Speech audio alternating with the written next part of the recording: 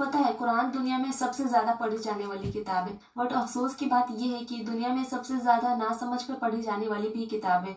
देखिए हम कुरान तो पढ़ते हैं बट ऊपर ऊपर से पढ़ते हैं, ना समझ करके पढ़ते हैं। हमारी कुरान पढ़ते वक्त जो थिंकिंग होती है, हमारा जो मकसद होता है, ये होता है कि चलो आज हम एक पारा पढ़ लेते हैं सो हमें एक पारा पढ़ने का सवाब मिल जाएगी, या फिर हम एक पेज दो पेज पढ़ लेते हैं सो हमें इसका सवाब मिल जाएगा। देखिए ये कितनी ज्यादती हम कर रहे हैं कुरान के साथ और अपने साथ। हम इतना पढ़ लेते हैं और सोचते हैं कि इतना इनफ हो गए। देखिए अगर आप कुरान सवाब की नीयत से पढ़ते हैं तो बहुत अच्छी बात है, पढ़े, लेकिन आप कुरान पढ़ते वक्त आपका मकसद सिर्फ सवाब ही नहीं होना चाहिए, बल्कि कुरान को मीनिंग के साथ पढ़कर उसको समझकर उस पर अमल करना भी होना चाहिए। अल्लाह पाक कुरान में हम सबकी हिदायत के लिए नाजिल किए, बट हमें इसे मीनिंग के साथ पढ़ेंगे तभी तो हमें पता चलेगी ना कि हमारा जो क्रिएटर है, जो अल्लाह पाक, वो हमसे क्या कह रहे हैं। तभी तो हम उस पर अमल कर पाएंगे ना, उसे फॉलो कर पाएंगे। लेकिन जब हम कुरान को मीनिंग के साथ पढ़ेंगे ही नहीं, ऊपर ऊपर से पढ़ेंगे, तो फिर हमें कैसे समझ में आएगी कि अंदर क्या बात हो रही है या फिर अल्लाह पाक हमसे क्या इरशाद फरमा रहे हैं। तो देखिए अपनी लाइफ को अच्छे तरीके से बेहतर से गुजारने के लिए बहुत जरूरी है कि हम कुरान को मीनिंग के साथ पढ़े,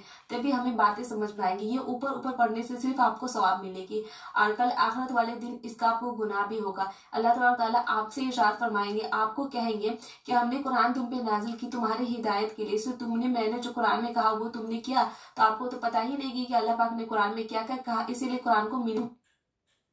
सर ये